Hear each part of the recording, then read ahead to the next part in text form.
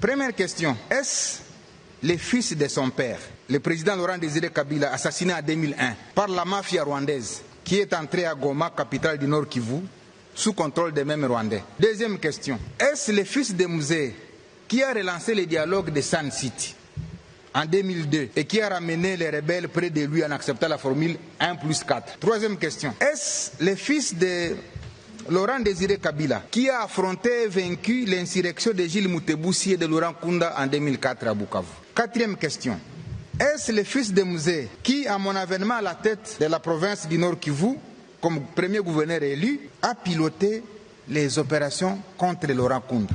Cinquième question, est-ce encore lui qui m'a demandé de résister, je l'ai dit, lorsque le 29 octobre 2008, le CNDP était à la porte de Goma? Sixième question, est-ce le fils de Musée qui, en janvier 2009, a demandé l'arrestation de Laurent Kunda par l'armée rwandaise et accepté l'arrivée de cette même armée au Nord Kivu à travers l'opération Umojawetu, je l'ai dit, du 25 janvier au 25 février 2009, et consécutivement, est-ce le fils de Musée qui avait demandé au président de l'Assemblée nationale de l'époque de démissionner parce qu'il n'était pas informé de l'entrée des troupes rwandaises?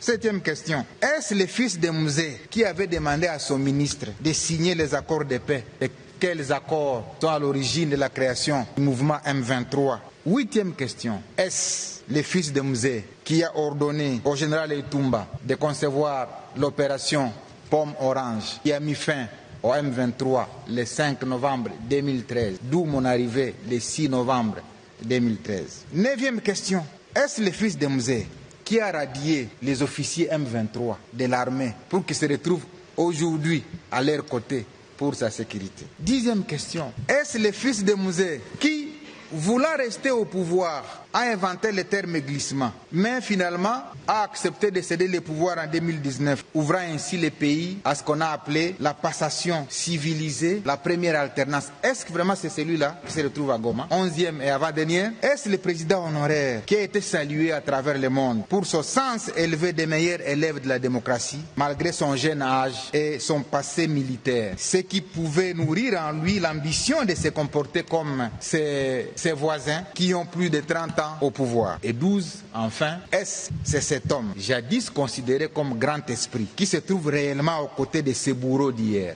les bourreaux de la population, qu'il a dirigé pendant 18 ans, avec plus de 5 millions de déplacés et de réfugiés, victimes de la barbarie du M23? Est-ce encore lui qui a pleuré le colonel Mamadou? Est-ce encore lui qui a pleuré le général Baouma? Non. Est-ce encore lui qui se souvient qu'il y a eu 10 000 morts à Goma, qu'il y a eu 5 000 morts à Bukavu? Est-ce encore lui? Voilà les 12 questions.